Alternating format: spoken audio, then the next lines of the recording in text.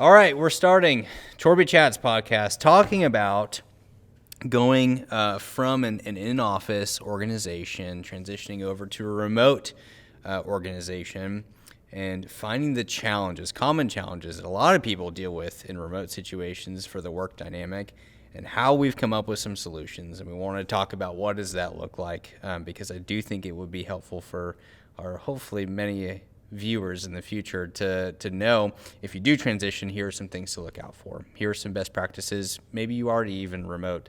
And again, these would be some very practical things to help them increase some engagement with that. So, EJ McCoy, tell us a little bit about the story of wanting to go to a remote organization and then how it actually happened, because we had a plan.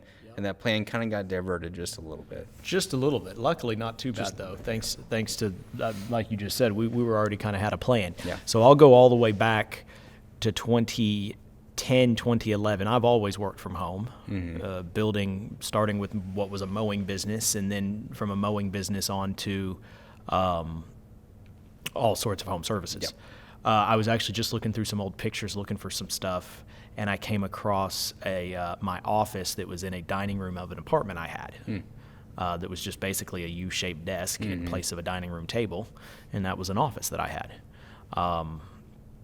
So starting there, I worked away from home for 1 year. When my business partner and I first partnered up, the very first year was 2011. I spent the year, and I don't necessarily even know why looking back, but I spent the year getting up from my house, leaving my house, going to what we had as our office and our facility with our 3 or 4 trucks, and working with him, and sometimes and pretty soon, within a year after, an administrative assistant that would help us answer calls. And other than in 2011, when I literally the whole year, and then the following year, I got a desk at my house, and I had a study the whole time. I just didn't have a desk in it, but I put a desk in there. And since 2011, I have worked remote, even as we built the entire business. For years, my business partner, Josh, he lived at the office. So that was somewhat easy to be remote when he lived there. Yeah. And then thereafter, we had the office, and it's just always been a thing. I've never worked in an office. I've always believed in remote work, so I've done it. But then I also look at technology, and I love thinking of the future of technology. Yeah. And I just believe that when you fast forward to 2020, when COVID hit, prior to that, I was actually think that remote work was a little behind. Like it should have been farther ahead. Yeah. Video calling should have been farther ahead. I wasn't using it, but I do believe it probably should have been farther ahead. I should have been using it, we as a company. We had tested it, but Google Meets wasn't what it is today. It wasn't very, and so we kind of gave it up on it because we didn't want to pay the extra money for a paid video calling. But we had prepared. I always saw value in having remote work because I think that it has a lot of benefits that we can talk about here over the coming hour or so. But anyways, we were ready. 2019, 2020. We were working already to take our administrative team completely remote. We had actually gone and tested it for months during the off season. We had brought them back into the office right before COVID, but we had brought them back in the office 4 days a week. We were testing a day a week remote. But yeah, COVID hit. We were about a month away from going remote anyways when COVID hit. So it only slightly pushed us forward. Slight catalyst. Yeah. Yeah, no, I remember, actually I distinctly remember sitting at a Starbucks with you, probably I think it was my 6-month review. Yeah. And I remember you talked a lot about the future being remote. And before that, we hadn't talked a whole lot about it, but you talked about the value and wanting to push towards that. And I honestly, at that point, I hadn't really thought too much about remote work. I've been so used to with my history, but working construction, like in operations, you're at where you need to be there, right? Yeah. So with this being the first role where I was selling, where I was talking to clients over the phone or emailing them, I never really thought about it being remote. But since then, it's been an interesting ride. Yeah, It's been an learning interesting and ride. adjusting. Yes, a lot of learning. Because you don't naturally love it.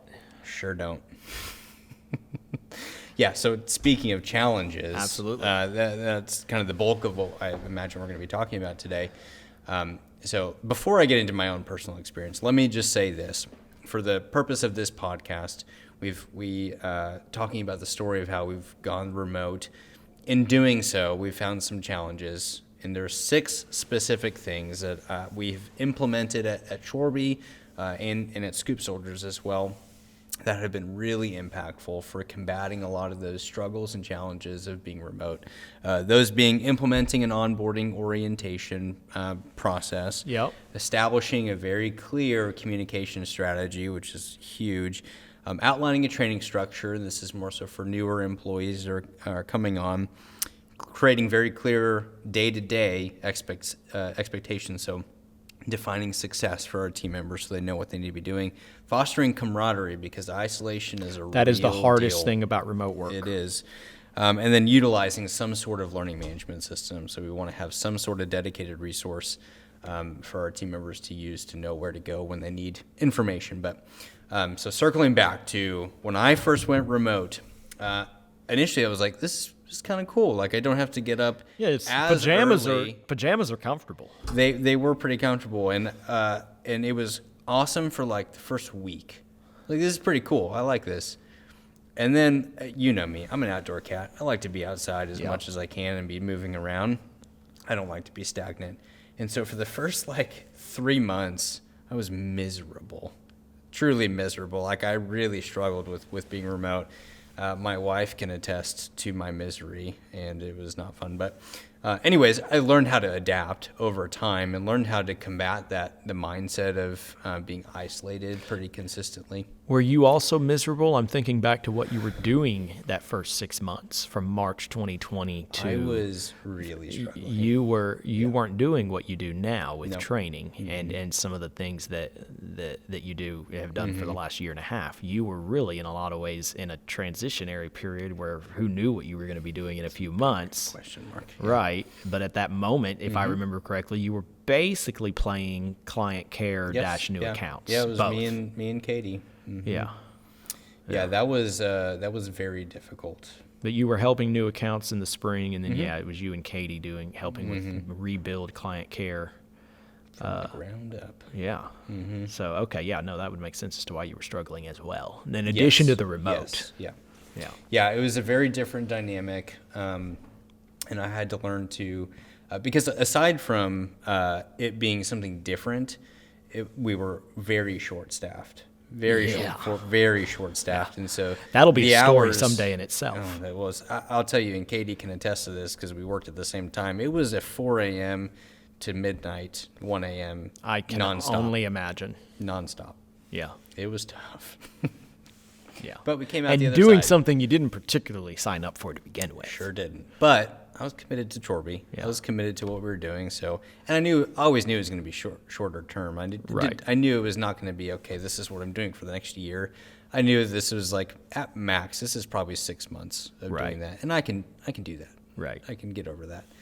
But anyways, I will say that was my induction, was doing that. And it did give me a really good perspective on the challenges of what someone is going to face being in a remote position.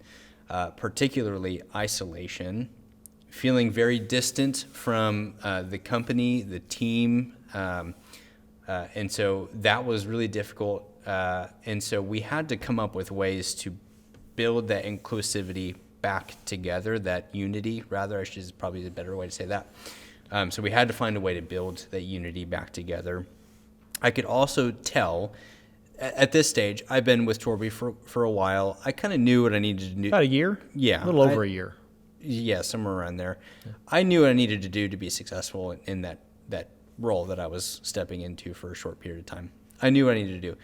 If someone new had to step in and where I was, I think that they wouldn't have made it. They wouldn't have made it because they had no training. They wouldn't have had any perspective. There was no training. Yeah. Yeah, no doubt. Yeah, so there had to be something set in place, a structure set in place to make sure that if someone is coming in a remote position, which is what we're doing now, to be successful, there need to be something a lot more. Yeah. So I'll give a little bit of my memory on that time period. So you've been employed here about a year, just over a year as COVID hits. Mm-hmm. you during that time had probably been mostly in office, but with some flexibility to be able to do your job outside of office. And that was generally the concept of both your position that first year and was also the concept of the client care advocate position at that time and new accounts as a whole. You had for a while, you had no set office, although you ended up with one back and forth. So COVID hits and we go completely remote. And I'm excited.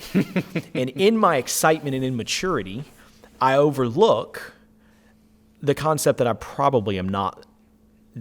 Most people are not as excited about this. You said you were miserable. It was cool for a week. You were miserable after that. I thought it was pretty cool for like 2 months. Like I loved the idea. Like I remember thinking, oh, I love that car over there. I love that truck, but I also love not having to drive it anywhere. Like I remember thinking that because I enjoyed it. Now it got old after about 2 months. It did get old. I like driving around, going to places and such. But anyway, that's what I remember. But then what I remember about that time was, and this is where the opportunity kicked in, is when we had some shifts and change, and we both, we lost, what would you call it? You'd say we lost 2/3 of our client care department, half of which we lost voluntarily because we fired them because they weren't the right cultural fit, and there were issues. And the other half of which chose to leave on their own accord.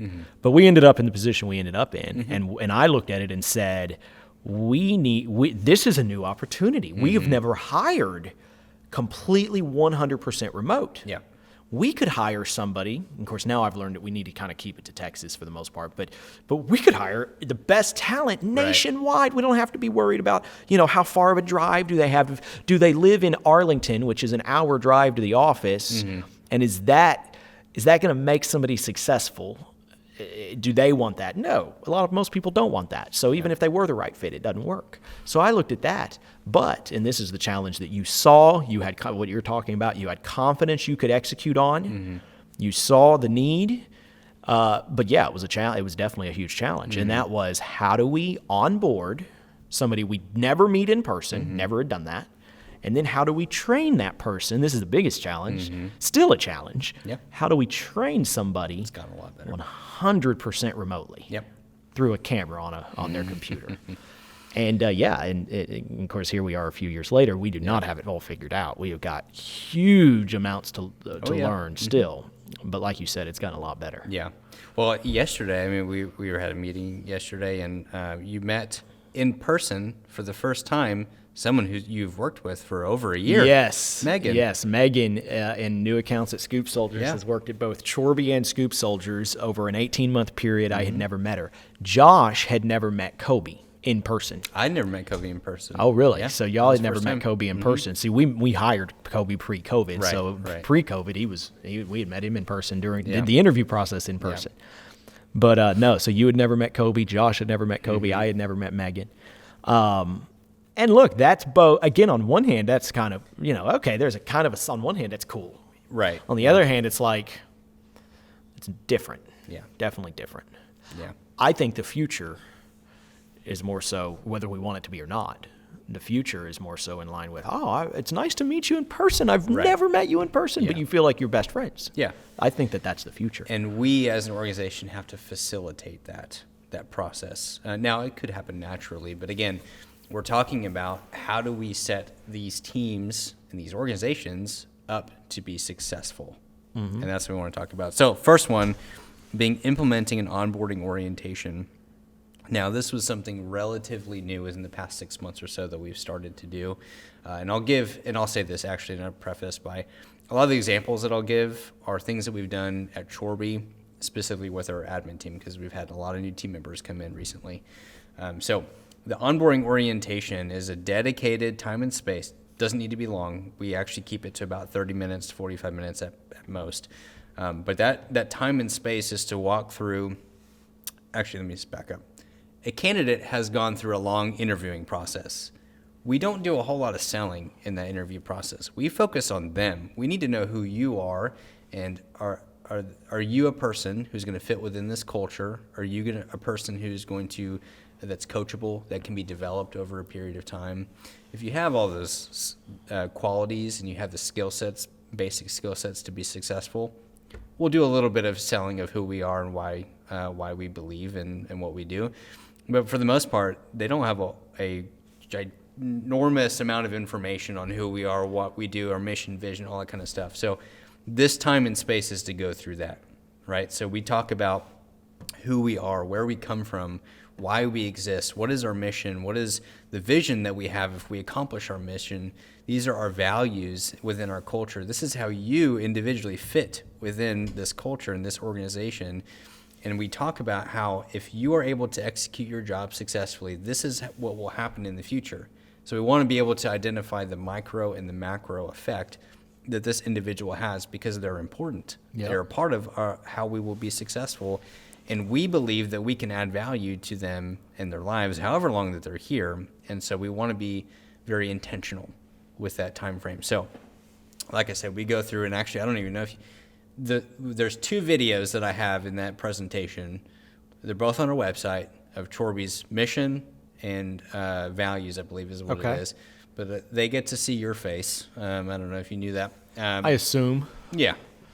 But so we go over that information, which is, again, it's a presentation that I put together to make sure that they are visually seeing and verbally we're talking about that stuff. We also go over in the organizational chart. We need to make sure they know physically where they fit into the picture and what does the dynamic look like throughout the organization. So when they have a question, they know, okay, this is where they have a question about their role or whatever they're doing. They know what direction to be pointed. With them being isolated, without them being actually in a physical location with other people, it's really easy to get disconnected from knowing where they fit into all of this stuff. Yeah. And so the orientation process is to set very clear expectations of all that. And I imagine you also interview for that. You probably talk about remote work. Some people have worked remotely. Yeah. Everybody's usually looking for it that you're interviewing, but you probably kind of know what to look for. If somebody has never done it. You know what to look for to know if they're going to win or if they're going to become very miserable in their remote work. To this point, we have hired people that have never worked remote ever in their day in their life. Everybody we've hired is that way when we initially hire them. Is that what you're saying? No. I'm saying that we have a lot of people that have worked remote. They've already done that have already worked remotely. I'm saying so they had before that down, we found knowing what was successful and what was not. We had hired people that have never been remote before, and we saw firsthand what are the things we need to be looking for the next time we have to hire for this position, which we don't want to have to hire for this position all the time unless we're expanding. But again, there's going to be a natural churn rate though in our client care, which is what we're mainly talking about here. But even in other things, there's a natural people move on. Yeah. So one last thing to point out. Actually, I guess there's 2 things. So during this presentation, one of the other things that we go through is identifying the training timeline and structure, and I'll get more details into the training structure in a bit. But we go through a general overview of starting from day 1 to likely 4 weeks. This is what it's going to look like. This is what you can expect during this time frame. Day 1 to day 7, this is what you're going to be doing, and so on and so forth. So they know when I sign in tomorrow, I know what to do. I don't have to, because again, in an office, you show up and you have someone to ask and talk to. Okay, here, what do you need to do right now? Which is why so many, you hear so often during the interview process that even you get shocked by how many companies don't really have that many or that diverse of a training program. Yeah. And that's because they almost have been lazy about it because they're all in an office. Right. You can't be lazy about it remotely. You have to be very intentional and proactive. Yes. So the last thing that we talk about is defining in your specific position. It changes for whatever position we're talking about, but in your specific position, this is what a career path. This is what 1 year of your work. This is generally what it looks like. This is how, if you do what you need to do, perform well, this is what you can expect within year 1, year 2, so on and so forth. So we're giving them a general layout of your time, effort, and energy spent well. This is what you can expect within a year. And so we give them generally, because it does change, but we generally give them an idea of what to be expecting in the future. Because again, what we have to combat is that isolation piece is not physical isolation from me talking to you right now. It's a knowledge gap too. And so Yeah. we have to be very proactive in communicating and educating our team members, not just on the services that we provide and the standard operating procedures. It's your career here, however long you're here, if you're here for a good amount of time, this is how you get from Point A where to you're point B, here to there, right? So it's a lot of going over those expectations. So what made me think of when you go here, and I think we'll talk more about this as we talk about culture in just a moment, is during that time, one of the adjustments I imagine I would hope we've made, and if not, I'd like us to make, is that when you're outlining that's one of the times, not the first time you've done it, started with the interview process as well, but we really want to make sure that as we're building our client care, it's with a spirit of educational-based sales. Yes. In other words, yes. If we go back 2 years, we really didn't have a client care department that was in any way, shape, or form. Now, we had some incentives for them to upsell, but it was not a selling It was dynamic. not a selling dynamic. Yeah. And one of the things we know we want to shift for 2022 and beyond, and what we believe is that our client care advocates are exactly that first and foremost. They're client care advocates. They're advocating for the client. They've got a geographic area, though they're working with a whole team, so they might pick up for each other. But they've got designated clients in a geographic area that they're there to assist as advocates for the client. But as advocates of the client, they're also there to educate the client on their property needs, and how Chorbie is the best solution for those needs, even above and beyond maybe the mowing service they started with. Yeah. So anyways, building that into our culture and into the training is something you've probably been working on, if I understand correctly, the last few months. We have specifically hired individuals recently, within the past 6 to 8 months, individuals who we believe fit within that culture of what we're gearing towards for the future, because the reality is Chorbie physically can offer those services, right? Yeah. But more than that, and what sets us apart, is the convenience in which we're able to do that, the level of care that we go about doing it, the intention that we have of adding value. We have to be able to communicate that along with executing it operationally, right? But we have to find individuals who know how to communicate that. Right. That's the key. And because they're communicating, and almost as much as we want them to be client care advocates and advocate for the client, we also need them to advocate for the company, but for their position, that, listen, I am what you're getting here that you're not getting anywhere else. I, as your client care advocate, Mr. and Mrs. Client, I am your client care advocate. If you need window washing, or if you need lawn mowing and anything in between, you call me. And we need to we're going to be doing, and they're beginning to do a much better job at building that into our culture, that is the mindset that our client care team. Another one is action, creating action.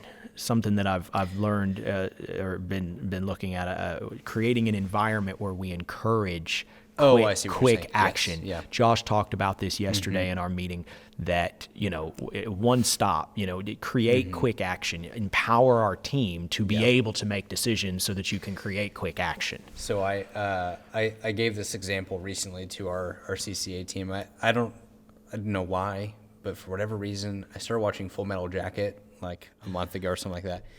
And I've never finished that movie. I've watched it a few times, never finished it. I didn't finish it this time either. I've never finished it before. But I distinctly remember in the very beginning of the movie, of when they're in the boot camp, right? And there was a specific scene where the drill instructor asked one of the guys a question, and he gave his answer, and he gave him flack for his answer, right? Because that's what drill instructors do. Yeah. There is no right answer in their mind. The point he was trying to come across was, you didn't change your answer. Even when I drilled you, you were self-confident enough to stick to your answer, right?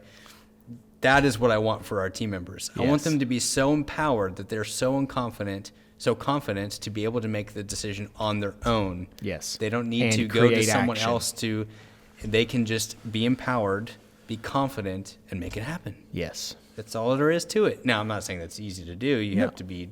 You got to have boundaries. You've got to train them properly, them where and what. But yes, exactly.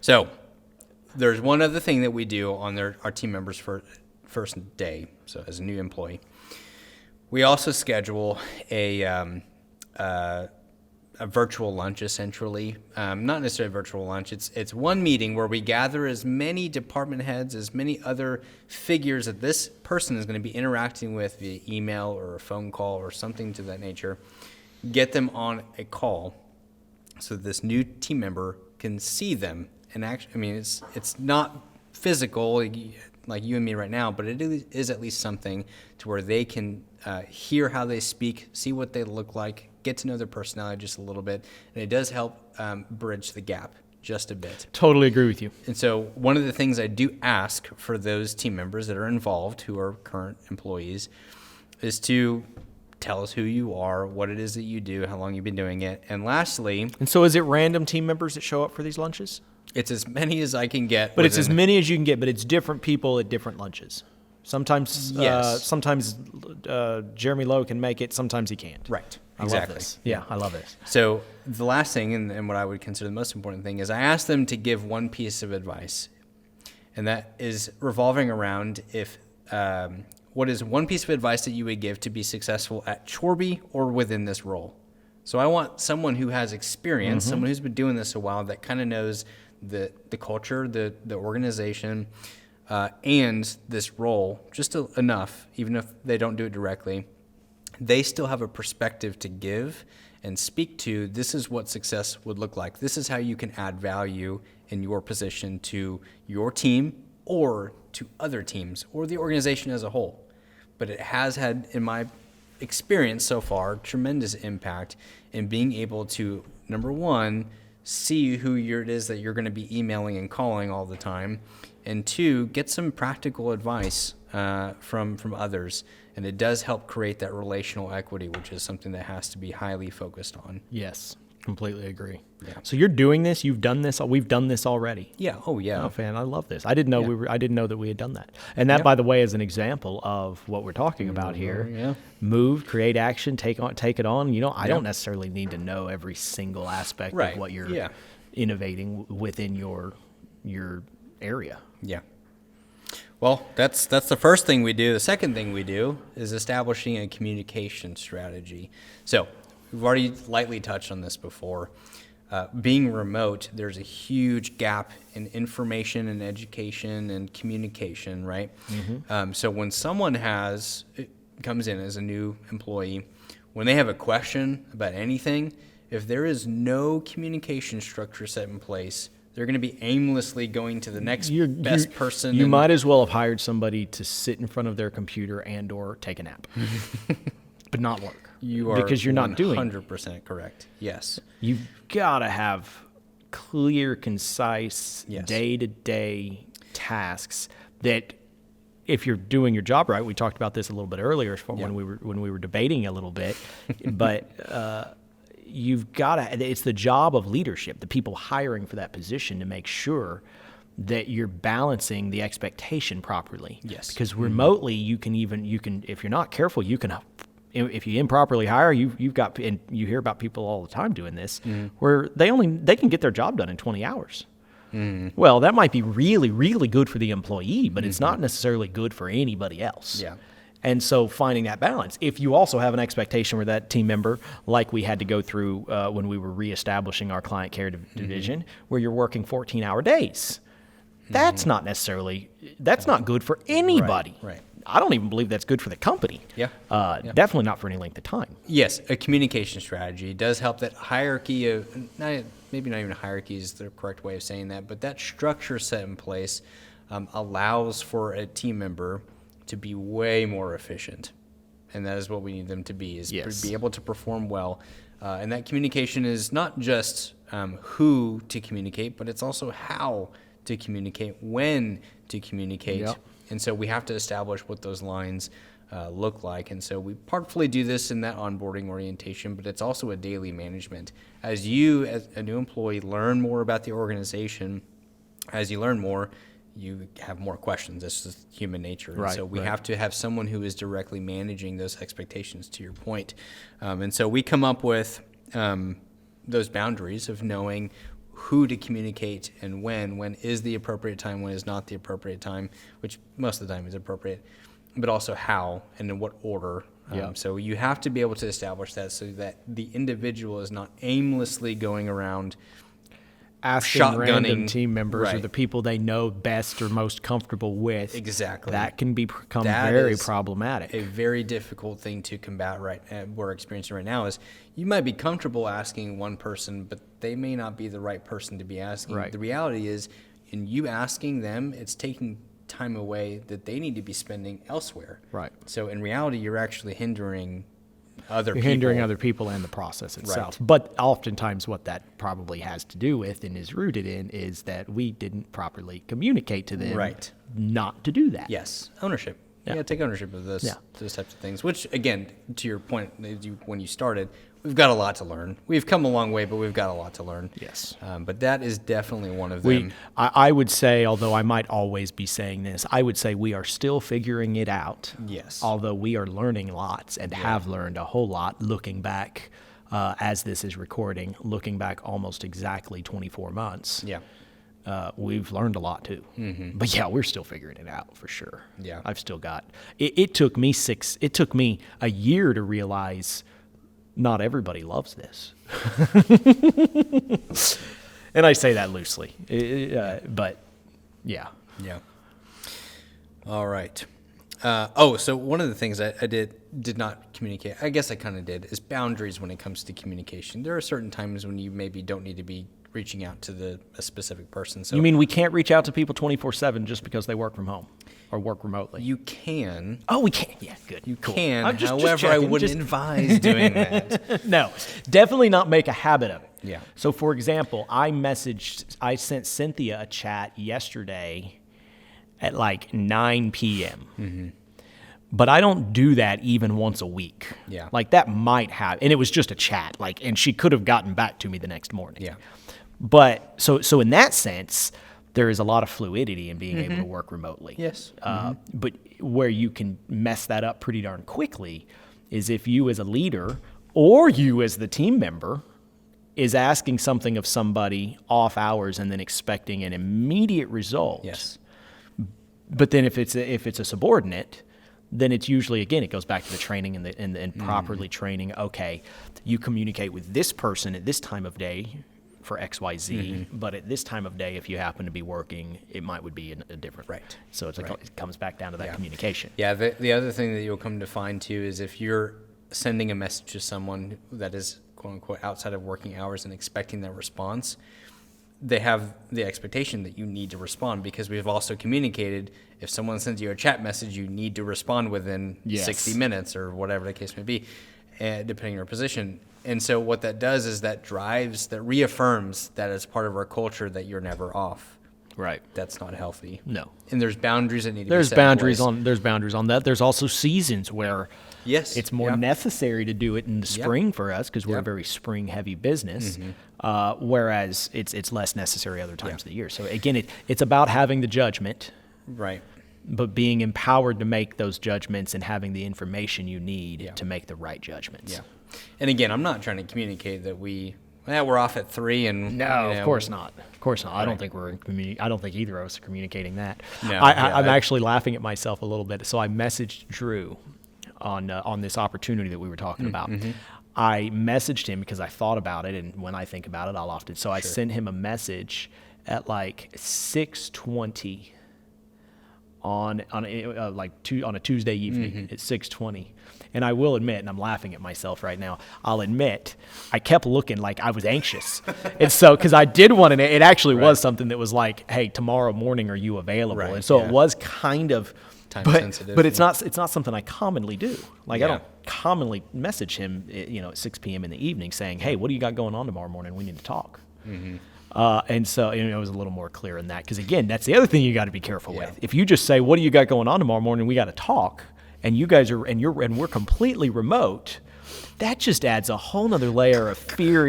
Fear and insecurity. Right. And somebody like, okay, what's going I'm on? getting fired tomorrow morning. Yeah, no, exactly. And so that's where I had to clarify. I have an opportunity to talk to you about because I wanted to make sure there's a positive reason to discuss tomorrow morning. But I sat there impatiently, waiting, and he ended up responding. Yeah. But yeah. I often have to catch myself because I end up reaffirming this, or usually in the orientation at the very end, I'll make sure to provide my contact information so they know that they can contact me. Right. And I always have this same anecdote.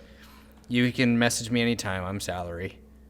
Oh, don't say that. And say message me anytime. Leave the other part out. I know. That's what I'm saying. Like, I have a bad habit of myself that I need to get out of. It's kind of true. What it's you're on my saying phone, is so true. if you message me, I'm probably going to see it, and there's Yeah. no reason for me not to respond right then. It takes me 2 seconds. Right. But at the same time, it does not help them. You're not helping them at all. Exactly. Because they're the most of the people. Then they get into the mindset of, oh, shoot, well, if I'm salary, then I have to be crap. all Yeah, you're 24/7. literally setting a precedent Yeah. that we don't necessarily, you're not even intending to press that. You just say, text me anytime, I'm available. It's a funny anecdote that I always thought was just funny, and I didn't really think too much about the actual implication of that comment.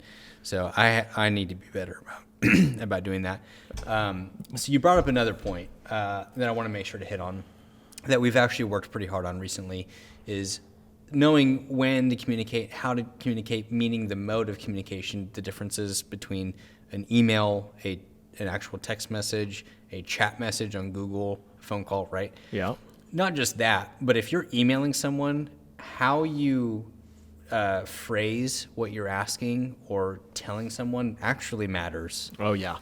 And it's difficult. And this it's is a really remote or not remote. Yes, this 100%. part. But remote makes it all, it's like you're talking, it makes it emphasizes so much more important. Yes. Yeah. And it's something that we have to balance. And that's why it's so important to have that relational equity with someone because, for example, I was thinking about this earlier. Michael Bridges, usually to the point. If you need to ask him or tell him something, there's no issue with just telling him what he needs to know or asking him whatever he needs to ask. Jeremy Roebuck, I think he only speaks in sarcasm. And I can ask him a question. Only with you. And in other words, he only speaks in sarcasm with you. Maybe with so. me, he speaks in sarcasm just, I don't know, 20, 30% of the time. With Langlitz, it's probably like 70% of the time. So it's different people. But yeah, you and Sanders, oh yeah, Roebuck. And I love it. I love it. Happy 4 year. Today's his 4-year anniversary. So that's right. Yeah. Finally doing something. No, so Did anyway. you say finally? You're so mean. That's a joke. I can't. I'm 100% joking. I love that. That's funny. Yeah. 4 years ago, he helped us in tremendous ways that I had never found anybody to help us with. He helped us get into landscaping. Mm-hmm. And in particular, the main key component he was a licensed sprinkler technician. And I wouldn't get into sprinklers or landscaping without that. And here we are 4 years later. We've come a long way in a lot of ways. Mm-hmm. We've had our failures and our ups and downs, but it was all key to being able to do what he was able to help us with 4 years ago. Yeah. I bag on him because that's he does the it back. relationship we have. Exactly. Oh, yeah. My point being, though, is that if you don't have the relational equity and you send an email to someone you've never met before and it comes off weird. And it's 3 words. Right. Yeah. You set a precedent that is a perception that's not entirely accurate. And so you have to be mindful of that as you communicate. You have to make sure. So I did this morning. I typed out what I wanted to say on an email. I don't know I think it was email. And then I realized, oh, crap, this is going to come across, it's not going to, and they know me and I have good equity, but still, if you lose this, over time, you lose it. It sounded kind of demanding. If I read this out loud to myself, but all I had to do was go up to the top and say, good morning. And it completely shifts the entire tone. It shifts the entire tone. But it's very easy to not do it's that. easy to not do that, that especially for somebody like me who doesn't do it naturally. Has to think through that. That is why in the beginning we talk a lot about those communication expectations because it is a part of reaffirming the culture that we have here, which is adding value to the person next to you. Yeah. We have to be able to, there are many ways to encompass that, and communication is definitely one of those. And it's more enhanced when you're remote. Yeah. When you don't actually have that relational equity with that person. Right. But I'll also say it helps in that same way.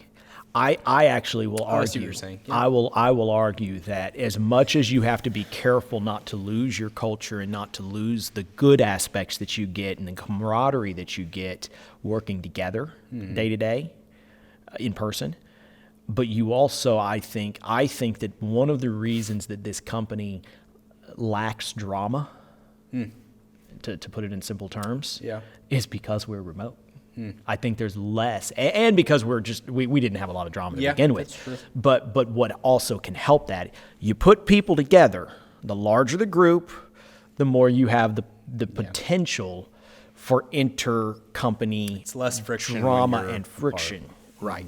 Whereas with remote, you don't, if you can do these things we're talking about, you end up, you don't spend much time together. So when you are together, it is far more cordial. Yep. And professional. I also think it plays into professionalism. It does. Groups of people over time become less professional. I think we all can agree to that. I'm guilty of that. I don't know what you're talking Yeah, about. exactly. but yeah, so I think it helps with some of the professionalism in that. And there is a balance to that, and we'll get into that in building camaraderie, but there is a balance to having professionalism at the right time, but also having unity with one another. So because in reality, it does help your mindset as you interact with other people, but you feed off of each other. That's just a reality. It's human nature when you're in a group setting, right? So anyways, outlining a training structure. So, and I'll say this. The next two topics we've kind of already talked about just a little bit. But let's go a little bit more in depth. So outlining a training structure, with every role that I have found, I have, in my experience, found that it is helpful to have a 3-step process to retain what you're communicating to someone. That's generally intaking the information, challenging that information, and then coaching them as they reintegrate that information, apply that information, right? So with over the past year and a half, 2 years, we've had Trainual is our learning management system. We'll get to that in a minute. Trainual is a learning management system is a phenomenal way to get basic information communicated to someone, as well as definitive information on like standard operating procedures, communication outlines, things like that. But in terms of educating someone, it's really great for basic education. So the first week generally is all Trainual modules because we have dozens for a new individual to go through. There's everything from our culture to the job they're doing specifically. Right. And we have over 25 different home-related services at Chorbie. They got a lot to learn, right? Yep. And there's different details. Especially and nuances. if they, in the case of a CCA, where they've got to learn all of it. Correct. Yep. So they spend the first week going through all those modules, and I'll check in with them twice a day, beginning, the end of the day, and actually I guess 3 times in the midday, just making sure they're on track of the outline that I've explained to them. Day 1, I want you to go through these modules. Day 2, I want you to go through these modules, right? So you do the same progression for 1 week generally. At the end of that week, and kind of intermixed throughout the week, but at the end of the week, I challenge that information. I'm going to test them. I'm going to ask them a lot of questions, and I want them to, my expectation is for them to have basic understanding of the information they've just gone through within all of those online modules.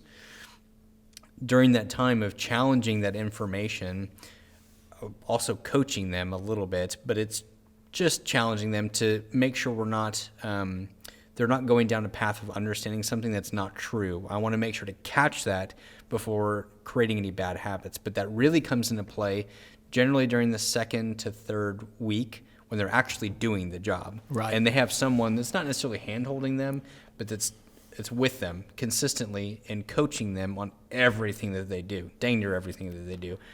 It is so important, because we're remote, I can't, because as soon as we're done with the training period, they're going to have KPIs. They're going to have things set in place, but I'm not going to be next to them every single day, time of the day, right? So I need to make sure that they actually know what they're doing. And so we do have a very in-depth coaching process that takes 1 to 2 weeks, generally just depending on their progression. But we're coaching and guiding them on any mistakes that they're making or any bad habits that they're creating, and we're shifting them just a little bit so that when they are cut loose, I can trust that they're going to do what they need to be doing. So we have that training, that progression rather, when it comes to that training structure, is we're using our learning management system to get that basic information across to them. Then you have someone one-on-one with them, challenging that information intermittently, and then coaching them to make sure they're on the right path. How would you say what you're talking and describing right now, which is, call it the developments of late 2021 and beyond, compared to the original developments starting with Trainual in the second half of 2020, how would you compare the two? Monumental difference. I mean, like not even measurable kind of difference. I would say that because we're actually measuring it now. Yeah, we weren't. We didn't know. We just didn't know we were working. We didn't fully understand the challenges that we were going to be facing with remote work. Right. Now that we've kind of gone through some process and experienced some of those challenges, we've had a lot more active management in someone's beginning stages, and every week, again with the KPI structure, and we're kind of getting off into a bit of a tangent, but the KPI structure, fully to Cynthia's credit, has changed dramatically to be on a more individual basis. Right. Coaching has been more on an individual basis consistently with Jody Hilbert, our director of client care. All of that has changed in a very different way. So the active management throughout the year is very different. Now, we have a brand new team. Only one of them has been through the spring heavy season or late summer heavy season. This is the first time they're actually going through it all together. So we'll see how the rubber meets the road. But genuinely, and I believe that you can ask each leadership person, team member that has a direct influence in this, it's different. Right. We're in a very different position this year as we approach spring. And I think that it's partly the beginning stages, that onboarding and then individual coaching training process, and then active management moving forward. Very different than what we started with. Than what we started with. Yeah. Yes. It's just a difference in experience, gaining Very that much experience, learning it. Yeah, you need to have someone. Got to start somewhere.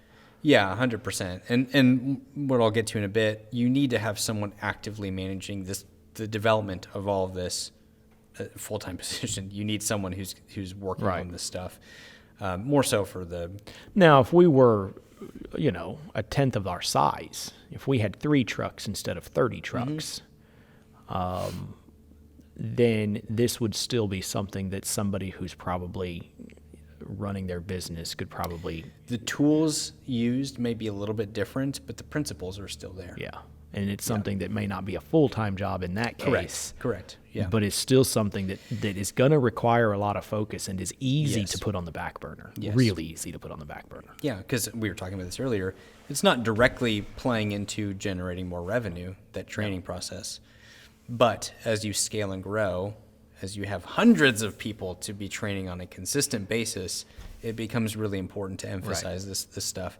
And when I say full-time, let me clarify and say the full-time position, active management, is making sure the information being communicated in that learning management system is actually accurate. It's a job of managing communications. Yes. And by the way, that segues over to as we move into franchising. Franchising is remote because you're geographically all over the place if you're running a successful franchise. Hopefully. And so you have to be more remote as you go franchising. You still have to be focused. The whole purpose of a franchise is all this stuff we're talking about, training. Yep. It's all about communication, training, and support. Mm-hmm.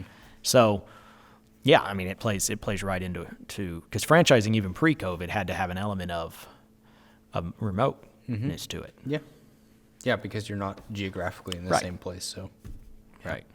So one last thing when it comes to training structure is consistent training events, meetings, whatever you want to call it, but consistently having a time where everyone's together learning. In person? No, virtually. Okay. We're talking remote here. Just making sure. I mean, the same thing goes. Maybe I wasn't listening right. The same thing goes if you're in person as well, but having a consistent, dedicated time and space doesn't have to be long. So y'all's Monday mornings with our client care Friday team. afternoon. Is it Friday afternoon now? We complete 180 on that. We went Monday mornings to now Friday afternoons. That is a 180. It is with purpose, and it's worked out very well. Good. So I would challenge it if we had not done it. I would challenge a little bit, like Friday afternoon. That's when everybody's out in weekend mode. It'll probably. What you mean, like their mindset? Yeah, your mindset's in weekend mode. So everything said in a meeting on Friday is forgotten over the weekend. You get back to work on Monday, and you haven't dealt with that. Good. It's been very different. It's fantastic. Clearly, through this podcast, you could tell that I'm pretty hands off on this stuff. Do you even work here? Yeah, exactly. Anyways, I'm so proud of that. For the record. Like some people would be like, hey, this guy doesn't even know what's going on in his own company. Heck yeah, I love it. You have to. I love it. I can be focused on the growth, the other things. Exactly. I've got other people that can do this. That's I love the point I was trying to get across. Is you have to be not isolated necessarily, but you have to divert your focus to actually making sure that this business stays in business. So the next part here is creating very clear day-to-day expectations. So that very much so plays in line with the communication structure and strategy they have set in place.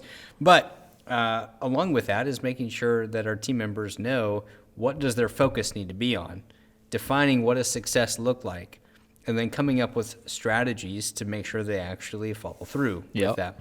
Again, that takes active management. And so I said earlier, KPIs play a huge role in this. The structure and equation that we have set in place is very to the point of where they need to be spending their time.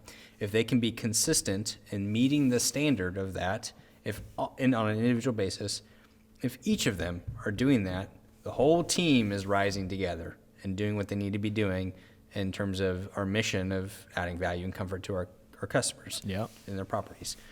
So, but during that time frame, going over their actual numbers takes 10 minutes, maybe 10 minutes, right? But we have 30 minutes blocked off, and our director of client care uses the rest of the time to coach them. And to get to know them and to see how they're doing. Yeah, and Jody is really good at that, Incredible at doing that. So, again, it's helping to establish that relational equity, not only by getting to know them, right, but also by how can I help you succeed even better? Yeah. What are some goals that we can set, some smart goals that we can set today to follow up on next Wednesday, next week, next Thursday, whatever day it is? And so, again, active management to ensure that they know what they need to be doing. We've defined the success for them, and then we're coaching them to actually follow through with it. And on an individual basis, if they can do that, that whole team is going to rise together. Yeah.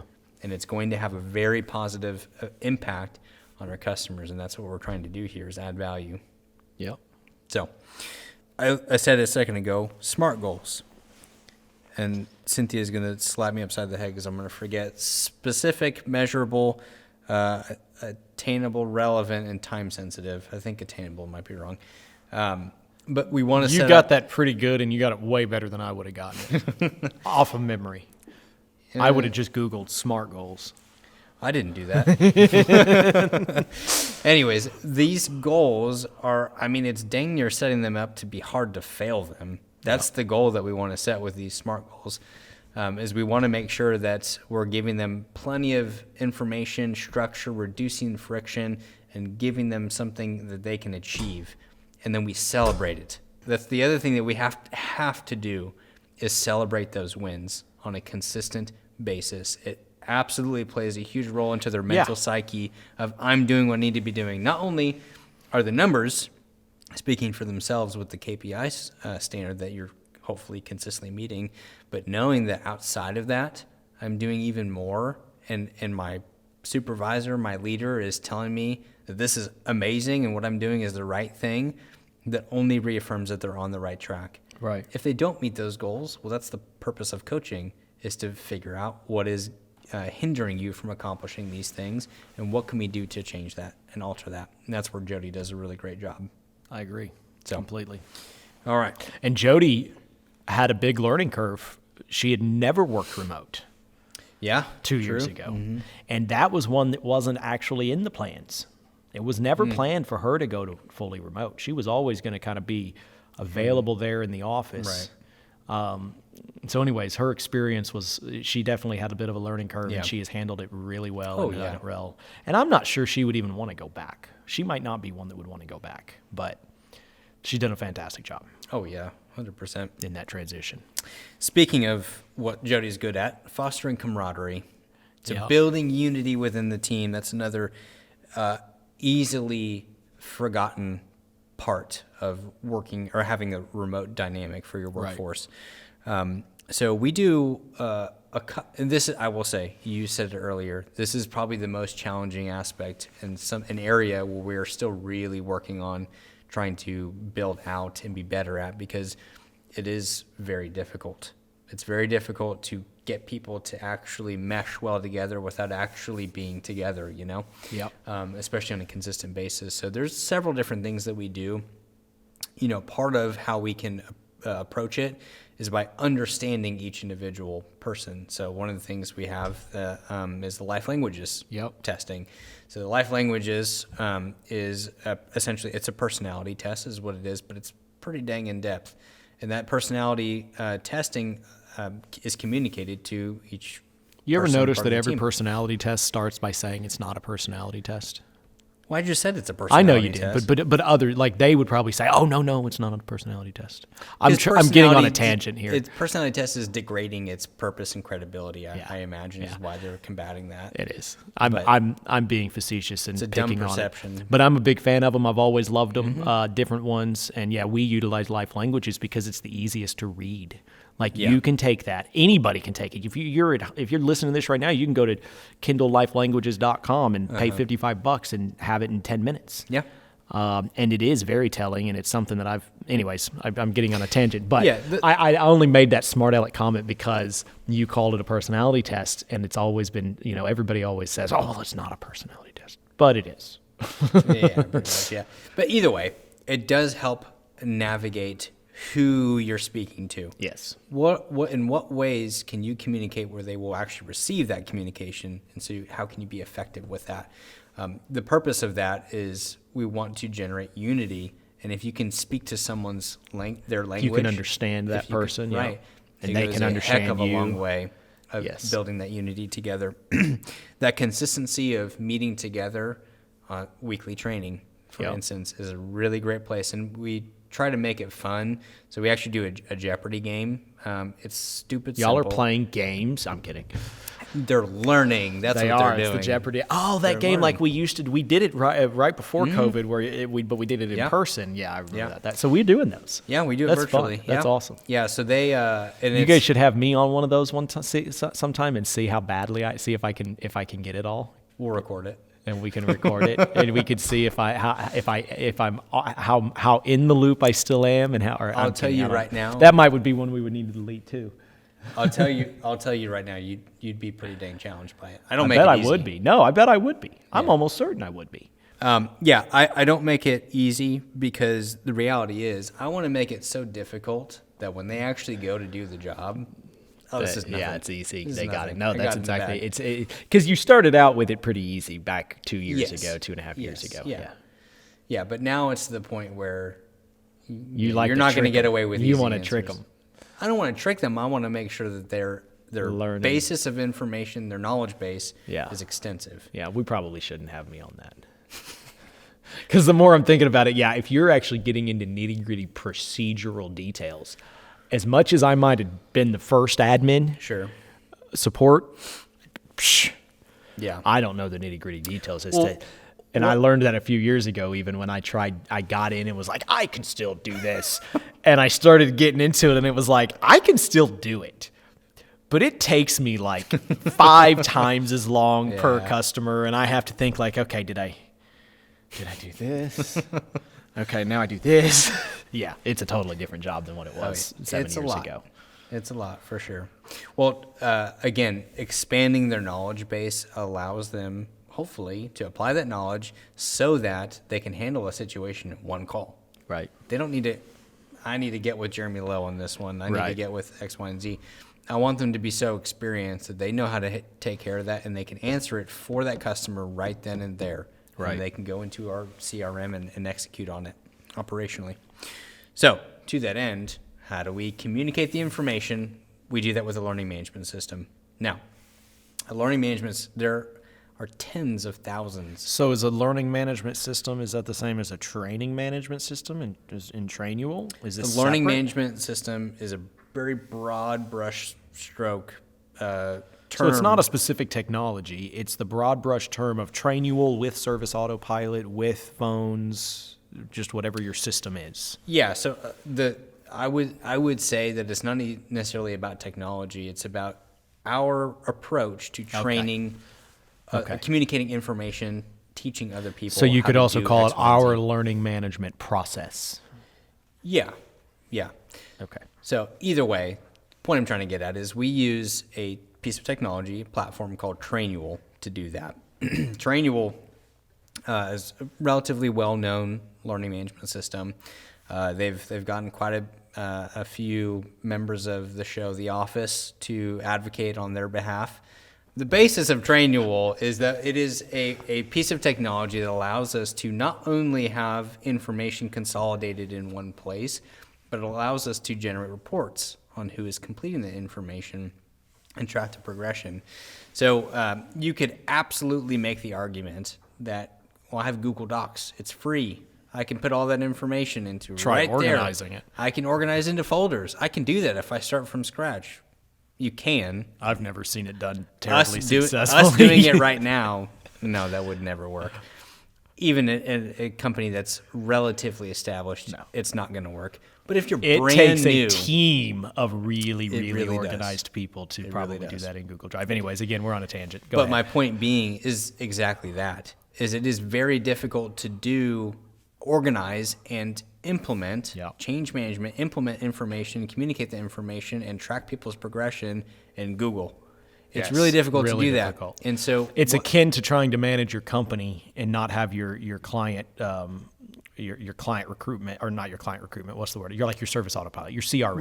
Right. It's like trying to say you can use Google Docs as your CRM. Right. Not going to work for you. You sure for very can, long. but it's not going to be in your benefit. So Trainual is what we have utilized, and honestly, I don't know where Trainual came from in terms of our reason to. I don't know where I heard it. I'm pretty sure I heard it from you. Yeah, they advertised to me through social media. I saw it all over social media. It was a sponsored ad, so they had their demographics right.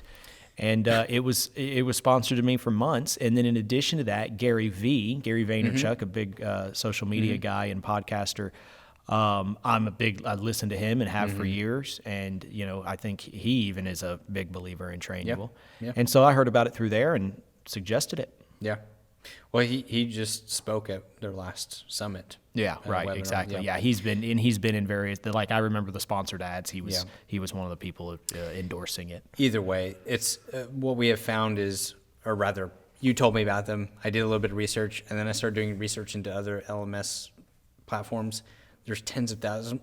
Trainual is great. Yeah, Trainual is awesome. Oh, yeah, and honestly, we made the decision, and then we started to get into it, and they've been even better than we. Yes, originally that is one of those situations, and you don't get those as often as I'd like, don't. where you go into something and you're pleasant, you're optimistic, and then you get disappointed. This was the opposite of that. We went in, we were optimistic, but we were not disappointed. We were not even a little bit, and they have continually improved upon the platform itself. It's the actual system.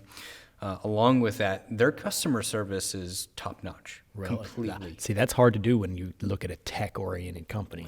Tech-oriented companies aren't usually known for They respond very quickly, accurately, with plenty of relevant information, and they will get to you regardless of your decision. They also have customer success managers. Will Pagad. Will, I hope you're watching this one day. Will has been the greatest in terms of answering any questions, helping me manage our multiple accounts that we have. The dude is top notch. But the point is when you think about a remote workforce, you can't do it successfully. You don't believe we could do it. It wouldn't be done successfully. You don't see how it could be done without some kind of a training management software. It's got to have that. Yes. You've got to have those. You can do it, but it would be so fragmented and disoriented. It would not come across the way that it needs to come across in order to set our team members up for success. And that's what we're talking about right now. Exactly. Is how can we do this remotely to build them up to be successful. And so, again, Trainual has been our primary platform to do that well. And I just recently became a consultant with Trainual. Oh, congratulations. Which is pretty nice. That's awesome. Very cool. Yeah, Will is the one that suggested it to me, and I went through. They have a bit of a... Well, it makes you more knowledgeable on Trainual. It gives you more credibility in general. Yeah. And hopefully you can help somebody with it. Well, I hope so, for sure. And I'll shameless plug, in 2021, we were voted top 9, or we were the 9th out of tens of thousands of customer accounts. And so this was employee voted on who has the best content. – See, I did not realize that aspect on it. So their employees voted. who has, within their tens of thousands of customers, who has the best content, Yes. and we were in the top 10. Yes, we were 9. They Or maybe we were 10. have companies that are $100 million plus companies, Yep. lots of them. That's fantastic. I didn't realize that. That's a huge testament to your work. I try hard. You know, we were talking earlier about one of the negatives to remote work is sometimes as a business owner, you kind of have to wonder, what are they doing exactly? Sure. Especially when you don't Yeah. know and you've never done that job. You have Yeah. to trust them. That's a testament to your work. We'll be Huge top 5 this testament. year. I believe it. Do it. We'll be top 5. Make it hopefully. happening. Hopefully. Yeah. Anyways, learning management systems. A key to actually helping your team members engage in the information you're communicating is being likable. And I think you can do that very simply by just being funny.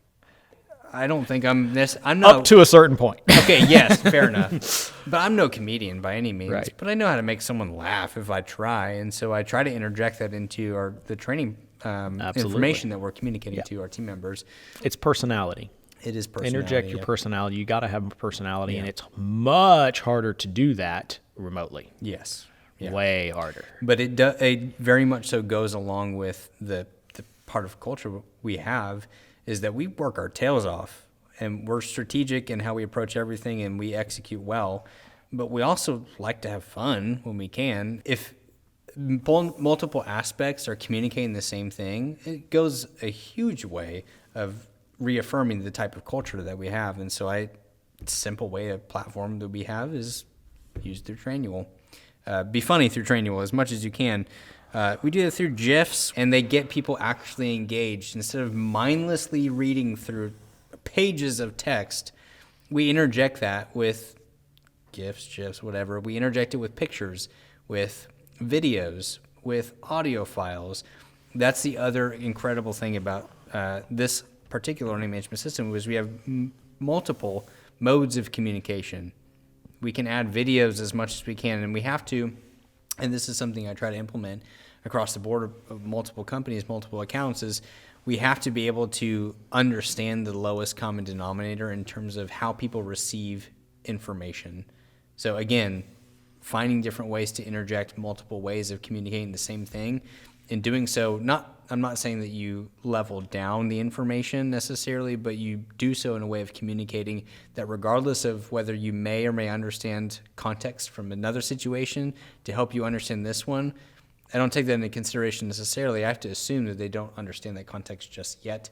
And so the information that we're communicating in this specific module, you have to design it in a way that's going to increase retention. Right. And so along with that, we do a lot of chunking. So that's where Trainual, the way the platform is set up is that you have subjects and then topics and then steps. And if you can design it well enough to be efficient in what you're trying to communicate, break it up at points that make sense, which is difficult to communicate. But my point being, if you know how to do that, your learner is going to understand a lot easier. Right. And again, they're going to retain the information. But along with what we talked about earlier of intake, challenge, and coach, I try to do that as much as I can within Trainual by adding quizzes. These quizzes, these tests, They're to make sure you learn the information. They're not about passing or failing. Right. If you fail the information, you're not fired. This is an area for us to... We're not even going to sit down and reprimand you. Right. It's just for you to learn. If you are not passing these quizzes, these tests, this is an area for you to be coached on.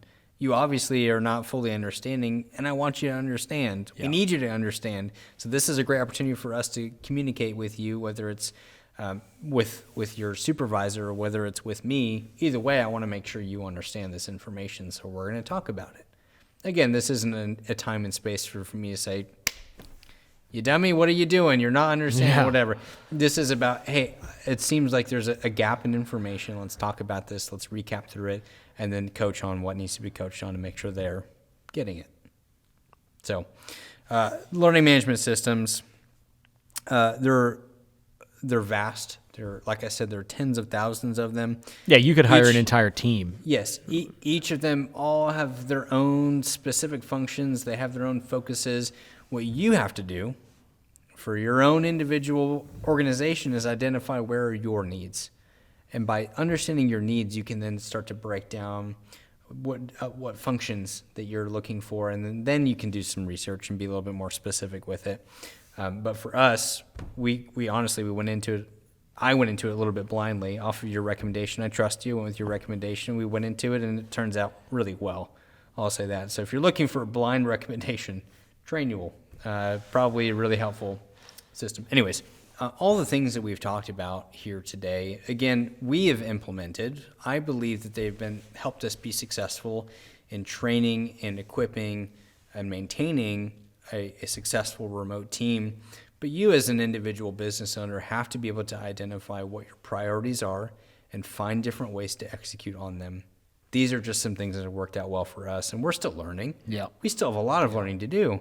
And as Cynthia always says, we're always proud but never satisfied. Yeah. We've got a lot to work on, and we're proud of the progress that we've made now, but I'm truly looking excited forward about to what we'll do next. What we're going to be doing next. Yeah. Very good. Well, thanks, Ben. I appreciate you sharing, and we've come a long way in a fairly short period of time when we look back at it. That's right. Growth always in all ways. Always.